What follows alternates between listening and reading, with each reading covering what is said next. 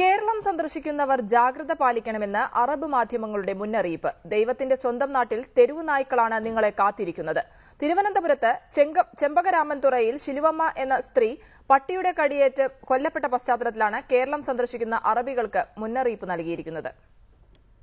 കേരളത്തിൽ മധ്യവയസ്ക നായുടെ കടിയേറ്റ് മരിക്കാനിടയായ സംഭവം ഗൾഫിലെ പത്രങ്ങൾ ഏറെ പ്രാധാന്യത്തോടെയാണ് പ്രസിദ്ധീകരിച്ചത്. ദൈവത്തിന്റെ നാട്ടിൽ മനുഷ്യരെക്കാളും വില തെരുവുനായ്ക്കൾക്കാണെന്ന് ഉക്കാദ് ദിനപത്രം കുറ്റപ്പെടുത്തി. അൽ റിയാദ്, അൽ ഹയാത്ത്, അൽ കബസ്, അൽ തഹ്രീൽ, അൽ അറബ്, അൽ യൗം തുടങ്ങിയ പത്രങ്ങളും കേരളം സന്ദർശിക്കുന്നവർ ജാഗ്രത പാലിക്കണമെന്ന് മുന്നറിയിപ്പ് നൽകി. സൗദിയിൽ പ്രസിദ്ധീകരിക്കുന്ന ഈജിപ്ത് പത്രം അൽ മിസ്രിയും തെരുവു നായ്ക്കളുടെ ആക്രമണത്തിന് വൻ വാർത്താ പ്രാധാന്യമാണ് നൽകിയത്. ഇന്ത്യയിൽ പശു ദൈവമാണ്, പട്ടി കുടുംബാംഗം. വീടുകളിൽ പശുവിനെ വളർത്തുന്നത് പോലെയാണ് പട്ടികളെ പരിപാലിക്കുന്നത്. ദരിദ്ര കുടുംബങ്ങളിൽ കുഞ്ഞുങ്ങൾക്ക് പട്ടിയുടെ പാലാണ് നൽകുന്നത്. ഒരു ബാലൻ പട്ടിയുടെ പാല് കുടിക്കുന്ന ചിത്രവും അൽബയാൻ പത്രം വാർത്തയോടൊപ്പം പ്രസിദ്ധീകരിച്ചു. ഭക്ഷ്യമാലിന്യങ്ങളും മാംസാവശിഷ്ടങ്ങളും സംസ്കരിക്കാൻ ശാസ്ത്രീയ സംവിധാനങ്ങൾ കേരളത്തിലില്ല. ഇതാണ് തെരുവു നായ്ക്കൾ പെരുകാൻ ഇടയാക്കുന്നതെന്ന് പത്രങ്ങൾ പറയുന്നു.